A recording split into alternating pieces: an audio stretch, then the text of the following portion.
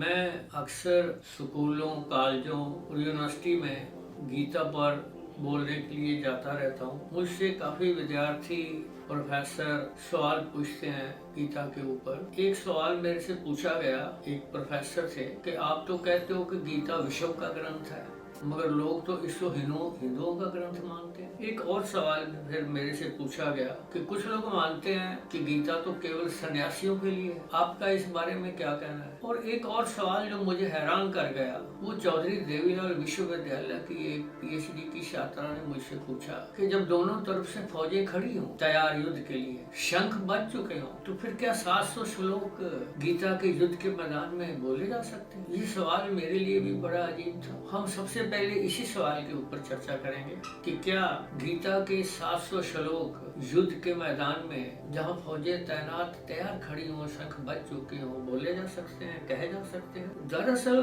गीता में जो 700 श्लोक हैं, उनमें पहला श्लोक पहले चैप्टर का महाराजा धृतराष्ट्र के मुंह से कहलवाया गया है और 40 श्लोक संजय ने कहे हैं, जबकि 85 श्लोक अर्जुन ने कहे हैं और 574 श्लोक भगवान श्री कृष्ण के मुख से निकले हैं। दरअसल गीता जो है वो बोली नहीं गई जैसे मैं बोल रहा हूँ, गीता घटी है। अब घटना या घटी ये क्या होता है?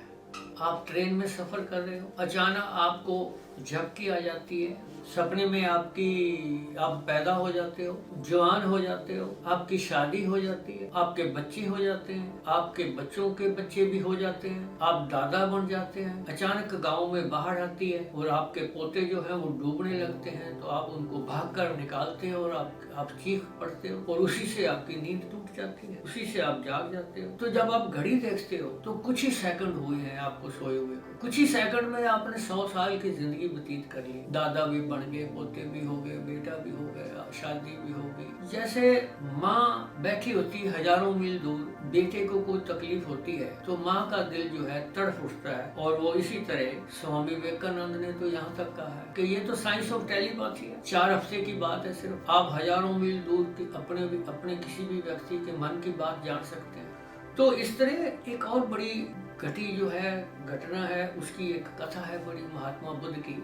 कहते हैं कि प्रचार किया गया कि महात्मा बुद्ध आएंगे और प्रवचन करेंगे। काफी लोग आ गए सुनने के लिए, महात्मा बुद्ध भी आ गए। उन्होंने एक गुलाब का फूल अपने हाथ में लिया और घंटा भर बैठे रहे, कुछ नहीं बोले, एक शब्द भी नहीं बोले। तो एक जिज्ञासु या एक भिक्षु वो खड़ा होकर कहने लगा कि गुरुजी आप तो कुछ बोले ही नहीं, आप बोल ही नहीं रहे कुछ।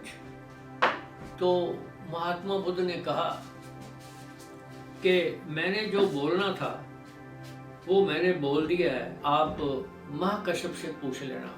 तो महाकश्यप से लोगों ने पूछा तो महाकश्यप ने कहा कि जब महात्मा बुद्ध ने नहीं बताया तो मैं क्यों बताऊं। 700 साल बीत गए, 28 जो हैं वो उसमें जो मुखी हैं वो आ गए और फिर उसके बाद बोधि धर्म आया। तो बोधि धर्म ने बताया कि उस वक्त महात्मा बुद्ध ने 700 साल पहले क्या कहा था। तो लोगों ने कहा कि अब आप क्यों बता रहे हो, जब महात्मा बुद्ध ने नहीं बताया, महाकश्यप नहीं बताया, तो आप क्यों बता रहे हो। तो बोधि धर्म कहने लगा कि अब मौन की भाषा कोई समझ नहीं सकता।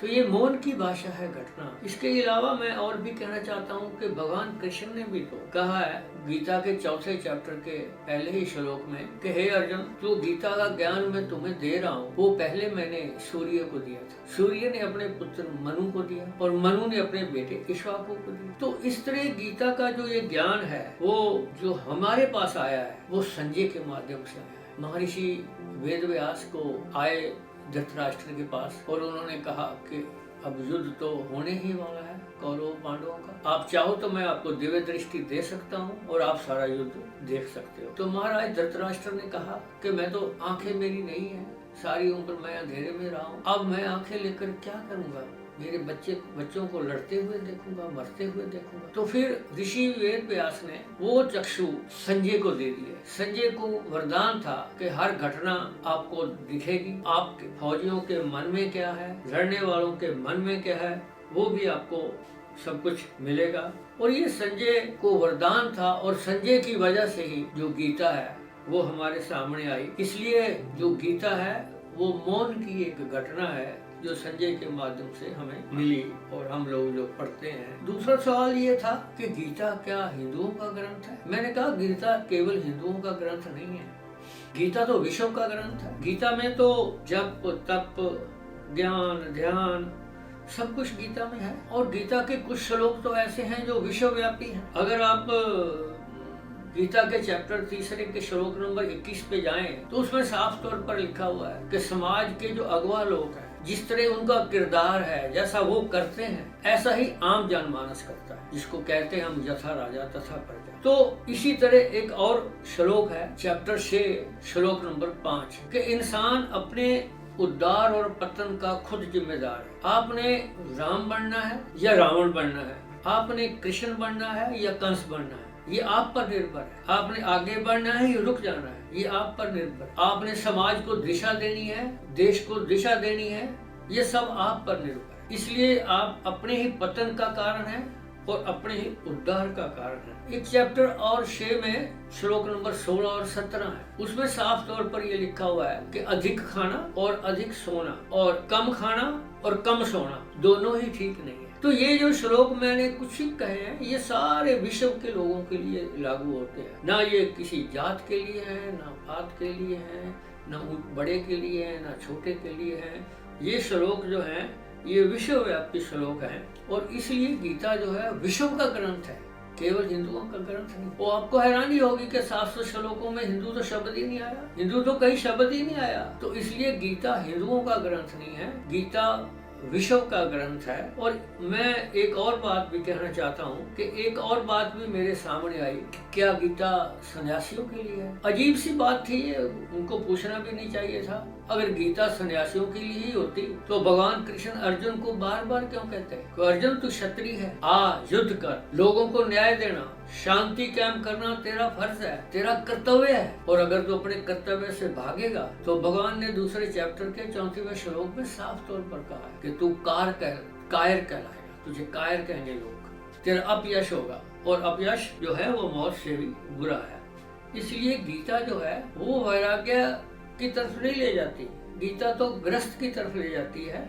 और अर्जुन की उदाहरण इसमें बिल्कुल साफ है। मैं और भी ये कहना चाहता हूँ कि ये इस तरह की जो बातें हैं उन पे हमें नहीं जाना चाहिए, क्योंकि गीता जो है उसमें सभी प्रश्नों के उत्तर हैं। और ये कुछ प्रश्न जो मेरे से पूछे गए थे, मैंने उनकी कोशिश की है अपना जवाब देने के लिए।